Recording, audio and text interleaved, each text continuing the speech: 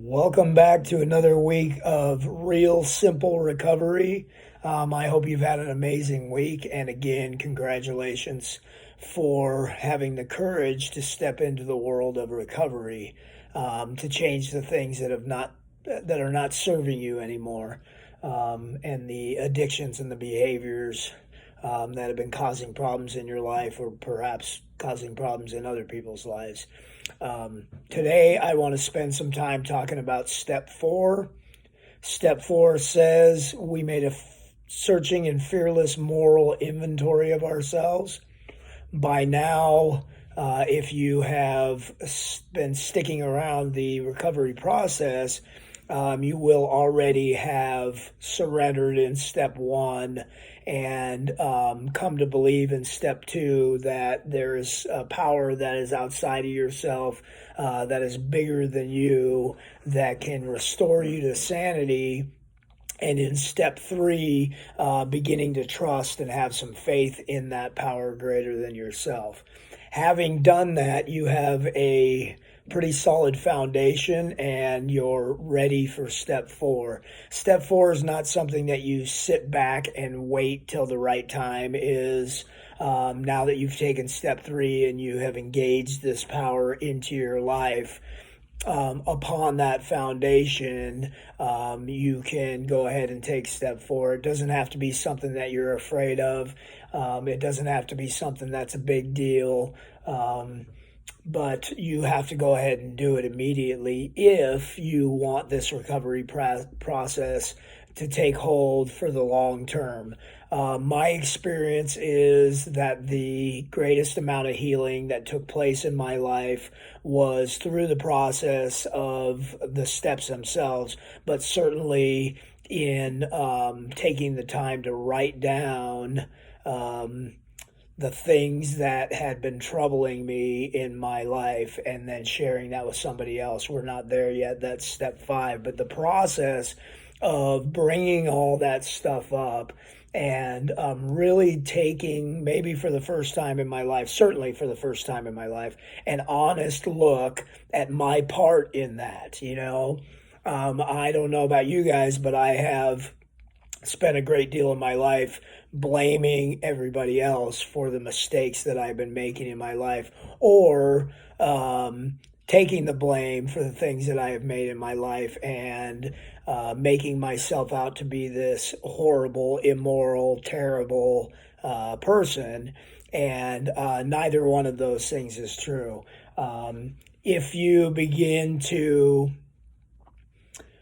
take a self-inventory, and as we continue in the recovery process, it'll become second nature to constantly look at ourselves and see how we can better ourselves, right? So it's all about really self-honesty and looking at yourself and inventorying yourself. And so in step four, we're going to do a couple of things. We're going to be honest about what really happened.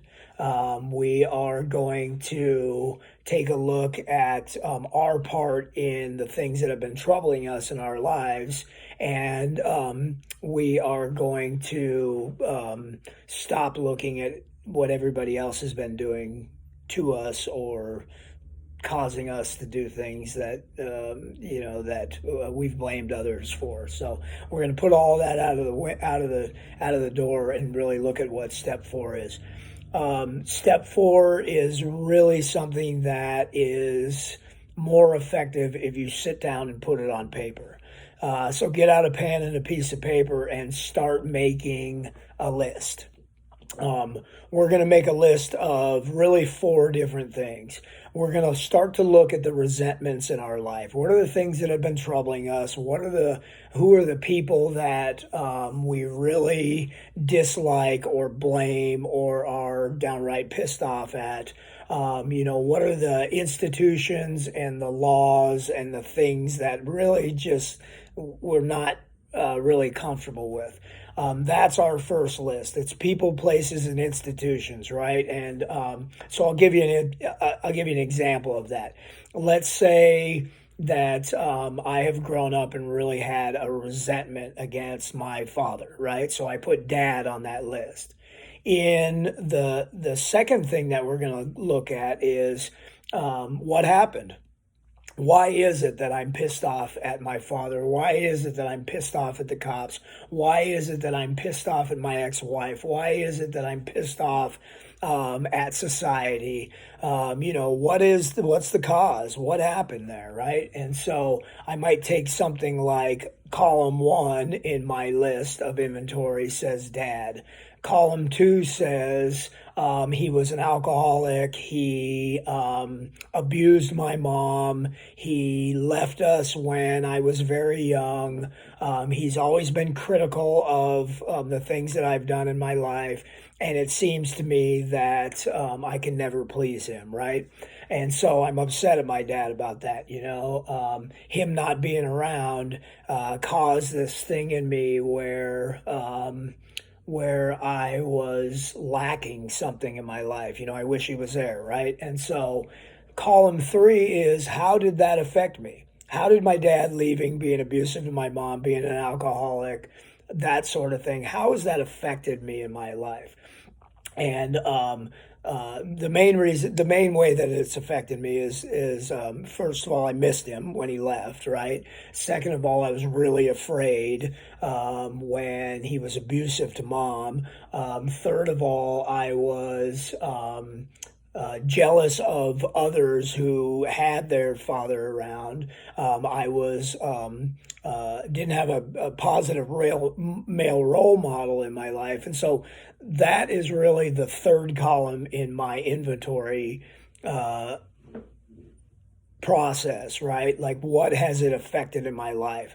And what has caused that resentment that I carry around with me, and have spent my life really blaming him and all that stuff. And then in column four, so after we write all that stuff down, and I would suggest that you really take the time to go through all the different resentments in your life, all the different people or places or institutions that you have those resentments for, and write them down and follow that same pattern in step four. So I write down the people, places, and institutions. I write down what happened, and I write down how it's affected me in my life, right? Another one would be column one is the cops. Column two is, they were always pulling me over and arresting me and treating me poorly. Column three, what did it affect? It affected my freedom.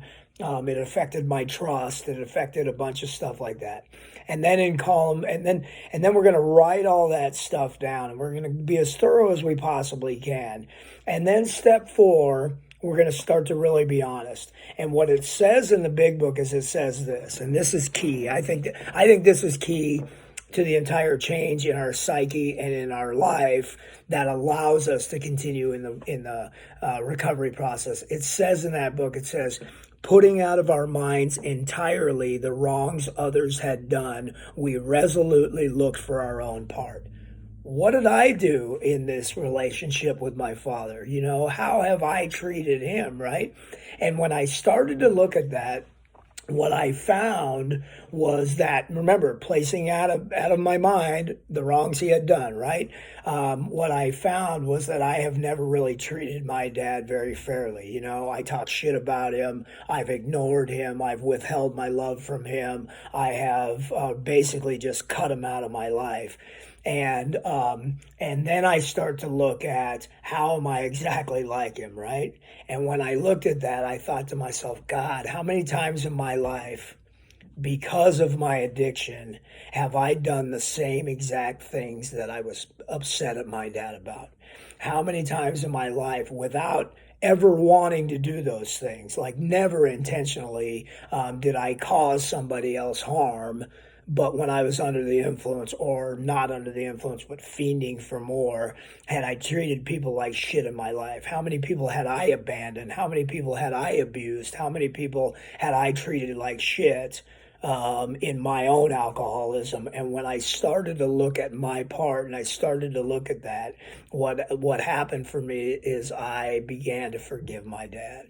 So we'll continue step 4 in a next video, but I hope that is helpful so far.